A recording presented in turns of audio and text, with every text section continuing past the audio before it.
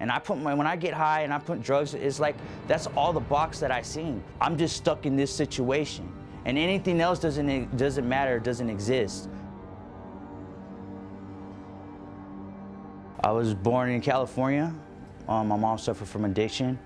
My dad was in prison, and I lived with my grandparents. You know, somebody takes you in at that age, you know, you tend to like cling on to them. So like they were taking me to church and all that stuff, and then like after church I had like these two lives, you know, where I had to go visit my mom in jail. I started growing up and seeing this take effect of my parents, so I was kind of scared of doing drugs. At an early age, like when I started going to school, you know, I started hanging around the wrong crowd. Because of my parents weren't there, I was trying to look for a father figure. I was trying to look to fit in, and I was missing something. One day, my homeboy, you know, brings some dope to school, and it was weed. And that to me was like big time drugs, you know what I mean? Weed, smoking weed and everything. Because all the stuff that I heard from me, at the chance that just being like accepted, it made me want to smoke it. I was in special ed classes, you know, because I couldn't stay focused on much of anything. You know, my mind would just drift and my mind would just go out, you know what I mean? I'd just look out the window. And that's when I knew I was like, you know, missing something. But at that time, like, I was just like breaking into things, starting fires, you know. It was kind of hectic just to get that acceptance. Most of the people that I went to class with, they were in special ed classes and they had the same problems I did. Moms was on dope, dad was in prison. So it's just a group of people like that, and we cleaned like to click together. In high school, that's when I like started messing with meth. At an early age, you know, at 15, 16 years old, I wanted to run my own show. You know, I couldn't do that and live under that roof, and I would take off, you know, and you know, I just wanted to fit in. I wanted my mom to like me and stuff like that, you know. I didn't know my dad at the time yet, you know. I just knew that he was in prison and that he used to beat my mom, and you know, he used to get high on heroin and stuff like that, right? And he was a gang member. So my grandparents would scare me, like saying, if you messing up, you keep messing up, you're gonna go with your dad, right? Well, sure enough, I end up getting in trouble in school, throwing like, you know, chairs at the locker room, getting in fights because people would say something about your mom's a crackhead, your mom does dope or whatever, or you live with your grandparents. And that, like, I had that chip on my shoulder, you know? I end up going to Juvenile Hall, and my mom gets out of prison, and we're staying at my mom's house. You know, she pulls me aside, and she says, hey, you wanna get high? And at that time, I was like, you know, just wanted some kind of acceptance from my mom, you know? We end up getting high, and she starts talking to me, and she says, you know, you could tell me anything. I want to just not be your mom. I want to be your friend. I asked her a question. I said, you know, I mean, like, why do you take off? Why do you go get high, you know? Don't you love us? And I remember she telling me, like, you know what? I don't even love myself. How can I love anybody else? I ended up taking off, and I ended up running away and going to my dad's, you know? And then when I got introduced to my dad, it was a whole different culture. It was like a lot of gangs, my cousins, that's all they would do. I see people nodding out in the living room. It was crazy, but at the same time, it felt like, you know, how pop culture is and everything, like, you know, it's like cool. I get to kick it right here. I could smoke my weed and, you know, I could chill, and I felt accepted. And then later on, I got involved in gangs. So then it was like another family. And, you know, you always have those thresholds you won't cross. You know, I don't want to end up like my mom living out in the street. I don't want to end up putting a needle in my arm. You know what I mean? I'm just going to smoke weed. And the minute those things are tested and you're put in those situations, everything just goes out the window. All your morals, all your respect goes out the window. And I remember that like really clearly when I first got high off of meth. We were hanging out with my homies, and this dude comes in, and he's a big shot, you know what I'm saying? He runs like a lot of things, and a lot of people respect that. And that was another form of like a highness, kicking it with these people, and there's just their words have power, you know? People will follow like anything they do. And I remember my homie telling me, this guy's coming over, and you know, this guy's a killer, you know what I'm saying? Dang, you know, you gotta like, you be on your P's and Q's, you know, stay on your toes. And I remember this dude popping out with some dope, and he said, you know, you guys wanna get high? That threshold that I said I was gonna cross went out the window. So I ended up getting high. And then I started breaking into houses and breaking into cars, and I had to fuel my drug habit to cover like the shame that I had. The things that I had to do got me messed up, you know? I started getting hooked on meth, right? And then my criminal career starts taking off. I'm just snorting it right now, just smoking weed, just think I could take it on my own will, right? From that time, I just was hooked. I just couldn't stay stable anywhere. So like my friends were like another form of drugs to me too. They became my higher power. Not only drugs, right? At the first, it wasn't drugs, it was just the whole scene that got me trapped in this like, I don't know, box, you would say. And I started building all these resentments towards my mom, towards everybody, right? I ended up doing a robbery. And when I get all that money, it's like, I didn't work for it. It's just, I'm just gonna get high and just go on a binge. Because now you're not only putting yourself at risk, you're feeling guilty because what you did, and you don't wanna be in that position because you're already high, and you just wanna end everything, right?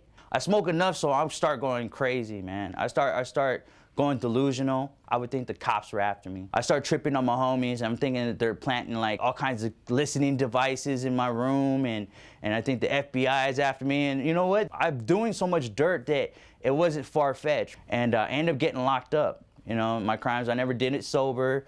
And then when I'm faced in jail, you know, what you make yourself in the street is like another character besides this world. Not my parents' love, not my kids' love, none of that. Because they would tell me like, hey, you know, why don't you stop? Don't you love us?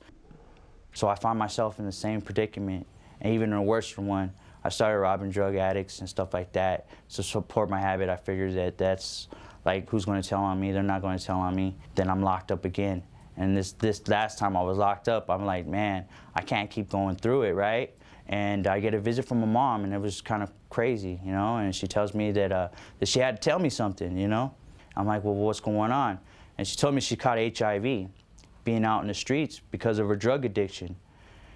And at that time, I was like really mad, you know? I didn't really know what to do, right? I was kind of like relieved that my mom was getting help, and you know, that maybe I had to take that, you know what I mean, for her to stop. And then I look at my situation, and I'm saying, well, maybe this is what it has to take for me to stop, and maybe I should give rehab a try, right? So I go, and I get a violation. I get lucky. I get a break, you know what I mean? And I'm doing a violation after like 14 months. Remember when you do drugs and alcohol, right? I wasn't in my right mind. So I went to court, and when I went to court, I was tripping. I tried to fire my lawyer. I was hearing things, seeing things. They made me go to a competency hearing, and they sent me to Patton State Hospital, which is like a mental hospital where people were just like really crazy. And I was tripping. I thought I could just walk out. I thought they had me locked up in there. My delusion was that deep. That's where the drugs and alcohol took me, where I just like the thought of reality was gone. And then once I started like being more in the hospital, I started snapping out of it. And I was praying, you know, at the same time I'm praying to God, I'm my higher power. And I started realizing, man, I'm in trouble, man. I can't just get up and leave. You know, these things are real. These walls are real. All the crimes that I did are real. And you know, man, give me a break, Lord. You know, give me another chance. And then I went to court. I did like 2 years in Patton State Hospital, and then I was competent to go to court. And then they sent me like another 14 months in prison, right? And then I get out of prison, and that's when I started trying to go to rehab. So my mom was in a rehab in Long Beach, and I said, all right, I'm gonna go over here and give it a shot. And you know, I'm not ready to quit everything yet, you know? I'm just trying to do it on my own will. I find a girl in the rehab, and hook up with her, and things went south later on, because we both were just addicts. I'm not saying that it was me, my story, right? It just didn't work out. And we decided to get high together. And when she left, then I really started getting high. By that time, I discharged my number, and I'm a two-striker. So like, I don't wanna stay in California, but I wanna stay there because I'm thinking my girl's gonna come back. I'm getting high every day. And I remember calling my grandparents, because I got family from both sides, from California and from Arizona. And my grandma was telling me, like, come out here. I don't care how high I would be. As long as I'm at my grandma's house, I'd feel safe. You know, I'd go to sleep. I felt like nobody was like there, you know? And they could understand me. They raised me. They were like my parents. And I seen that my addiction was taking me to the same place where I was last time. And I told you, I just got out the hospital. Remember that? And I was delusional, and I started tripping again. I said, you know what? I'm just gonna go. I'm just gonna get all my stuff and just leave California, and maybe a geographical change will help me. So that's what I did. I jumped on a Greyhound, coming over here like 4 o'clock in the morning. My grandma picking me up, and I remember telling her everything's gonna be different. I'm gonna change, you know? I don't know anybody out here, so like, you know, me getting high, getting drugs, it's gonna be kind of a mission, and I figured that's, in my mind, this is what I figured like would help me, right? Before long, you know, I'm enjoying life. I'm enjoying my grandparents. I'm glad that I'm out that situation, but I'm still like, you know, hurt that my girl left me, and I still have that crutch, so I'm drinking a little bit and smoking weed, and before you know it, it's like, when I want to get high, you can't stop an addict from getting high. I know my environment. And then, like I said, once that needle was introduced, I mean, smoking it ain't gonna help me at all. So then I was caught up in this vicious cycle again, and during this time, I meet another woman, and I end up having a kid with her. I start getting high again. And then she freaks out, like, you know what I mean? She don't know what's going on. Here we are about to have a kid, and here I am just start going full force, and like the whole relationship is just gone. Because when I start getting high, that's the only relationship I care about. That's the only thing, that's my higher power, that's everything. I remember saying, well, you know what, maybe she's right, you know? Maybe I will never have my kids, because we had an argument. She telling me that you'll never have your son, that you're a drug addict, that you're never gonna amount to anything, because she knew a little bit more about my story, and you're gonna end up like your mom and like your dad. And at that time, I was like, how dare you? Nah, hell no, you know? I'm gonna prove her wrong. And I was gonna prove her wrong for the wrong reasons. So I said, you know what, I'm gonna get sober. You know what I mean? I'm gonna get another girl, I'm gonna make her jealous, meet people, and I was just looking for that solution, that emptiness, because I'm not working the steps. I don't know what it's like to work the steps yet. I know what it's like to know that you're powerless, but I don't know how to work these steps, right? And at the same time, like, I do know God, right? But I'm saying, like, God, you're helping me out a little bit, because I'm getting little things back. Let me take on the bigger stuff. I'm gonna give you a break, you know what I'm saying? And that's not how it works. You gotta give everything, admit that you're powerless over everything, you know what I mean? And I wasn't ready to do that yet. There I am, I meet this other girl. We have a toxic relationship from the beginning. She drinks, and the same thing happens again. That vicious cycle. She don't know that I really get high the way I get high, and then once that introduced, then like kicked out of the house, and that's what happened. And then I started like saying, well, hell, I don't know what I'm gonna do. So at this time, I'm like defeated. I think it's a good idea to sell heroin. I don't do heroin. I'm out there, and I start selling heroin, and I end up getting cracked with a 1/4 ounce of dope, you know, an 8-ball shit, 8-ball a G, right? And I'm in the courtroom, and I'm just like, I'm gone. I think I'm gonna do a lot of time, right? This is bad. So I say a prayer again. I say, God, just help me. If you're out there, just I don't want to live this way. If this is what you have planned for me, then I'll accept it, you know? At this point, I didn't have nobody to blame but myself, because I always could find somebody to blame, but this time I was just done and tired. And I go to the courtroom, and they tell me that this guy's selling heroin. He's bad, you know, it's an epidemic. Throw away the key. And I was ready for him to throw away the key, and they said, I'm gonna give this guy a chance to give him a Prop 200. And I'm sitting there, and I'm like, Prop 200, what does that mean? So like, we're gonna let you go. We're gonna give you a chance. And I'm thinking of all this stuff that I've done in the past, right? They're gonna give me a chance, you know? So I signed the plea deal. I couldn't stay sober, man. I couldn't. Now that I'm popped, nobody wants to deal with me, right?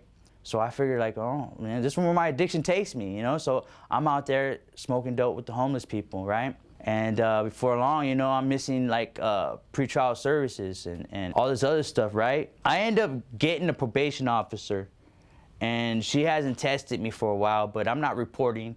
And she comes over, and like, I remember that night, you know what I mean? I was sitting out there trying to hustle up some money so I can buy some beer, because I'm also an alcoholic, right? So I get this beer. It took me like 2 hours to get some money to get a beer. 'Cause I don't look like the type of person that you just hand money over to, you know what I mean? You know, people are walking away kind of scared, and they're seeing me in my mind. I'm like, man, you know, just holding these resentments. Or I'm like, I know you got quarters in your pocket, you know what I mean? But I'm not saying it. I just know that I'm at this low place. So I finally get this beer, and I walk home, and I see this car parked in my driveway. I open the beer, and I walk in. It's my probation officer. And this is God doing what I can't do for myself. And she said, you know what, I'm gonna give you another chance. I want you to go into this program. So I'll go to Crossroads. I'm like, okay, fine. Before I go to Crossroads, I go and decide to get high again. I bring some drugs with me, right? Back to Crossroads. They end up catching me, finding the drugs. The guy tells me, why should we keep you here? I said, everybody gives up on me. He goes, I'm not gonna give up on you. And I'm like, what the hell? Like this is crazy, right? He gets the drugs, he takes them, he tells me go to CBI, come out. And I don't know why, that I had everything going good for me, right? And in a split second, I get high again. Right, my last day, right? But now the seed is planted. So I go back to the same environment I was at. You know, I'm getting high, feeling guilty all the time. And like I said, you know, I'm sitting there and I'm praying, and I get this like moment of clarity. And it's telling me like, you know, go into this program and I'm gonna get your life back. And I'm like, you know, because during this time I'm praying to God, it's just help me. He says, go to this program and I'll get your life back. You know, and tell your grandma that I'm telling you this. And I'm like tripping out. I'm like, nah, I can't tell her this. She's gonna think I'm crazy, you know what I mean? God was telling me to go into a program and that I'm gonna get my life back. Just somehow this was just different. And she says, okay, I believe you. They took me to Maverick House. I went to a Maverick House, sober living. I got into their program. I started taking the cotton out of my ears and started listening. I was just tired and broken. I just wanted to do anything. I got me a sponsor, and you know, I started working the steps. I graduated from Maverick, the 28 days, and went to sober living. I ended up getting a job. And I remember telling my grandparents, like, you know what, that was my cop-out. Like, look at me, man, I'm tatted up, I've been in prison, I have a drug addiction, ain't nobody gonna hire me, ain't nobody, I always cut myself down, you know, I never gave myself a chance. So then I started realizing all these things, and then just working the steps and sponsoring people. And I remember telling my sponsor, I'm like, man, you know, I don't know how to sponsor anybody. What if I mess them up? And he goes, you can't mess them up more than they already are, right? So I started doing things that were uncomfortable for me, right? And foreign to me. And then I just started working on me and just taking out like all these like character defects, trying to work my 4-step. And I started going to meetings and just taking the cotton out my ears and just started listening. You know, I was sleeping homeless out there on Mill Avenue for a long time. Now I have like I help manage a 3-quarter house. And I got guys that I sponsor. You know, I got back problems, I like to say. You know, I got my kids back, my life back, my family back. You know, I'm over here to help like my family. At one time in my life, my family was like always just looking down at me, and like, you know, now like I have cousins and friends that suffer from addiction, and they call me for advice. And that's like really just different from the life that I used to live. I wish I could say that everything goes good all the time, right? But me being like sober in my 18 months in, I get like, you know, the wreckage of my past starts following me. I get a court paper saying I had to go to court. And I like, damn, what am I gonna do, you know? I'm doing everything right, and you know, I'm trying to get my life back on track, and this happens to me. Either do I just stay on the right path, you know? I'm just gonna do everything I can, and it's out of my hands. And I remember God telling me, it was never in your hands to begin with. Just keep doing what you're doing. And I said, all right, you know?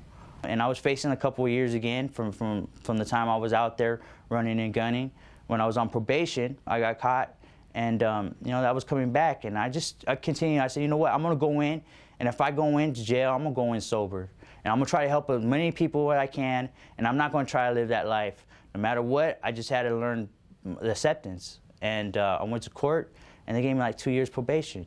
You know what I'm saying? I was like, damn, man, this is a blessing, right? So I see a lot of people going through the same thing in these rooms that have been through the same thing I'm going through, and I get to sit there and tell them like, man, dude, I was facing the same thing. I was facing time. Dude, you could do it, man. Just keep faith in God. How much do you believe in God? You're working your program. Whatever God has planned for you, it's going to happen. I have a couple cousins out there that one's in jail. You know, I was trying to get them into a program and stuff like that, because it's kind of like apples and oranges from like before. So if they know if it can happen to me, that they just gotta want it bad enough, you know. They gotta just be at that point. And if I'm just sit here and tell them a little, and 12-step them a little bit, then I can get them in the right direction. But eventually, it's up to them. I can only live by example. So like, if as long as my life is good, people are going to just see that, and people are going to want to naturally connect with that. So I just make sure that my life is good, and at the same time, I don't try to judge anybody. And anybody that wants help, I'm there, you know, to help them out, point them in the right direction. If they need a sponsor, then I'm there to sponsor them. And, you know, just share the love. I can only keep what's given to me if I give it away to somebody else. Detox to Rehab wants to help as many people as possible and do it the right way. Please subscribe, comment, and like our channel. Thank you for watching.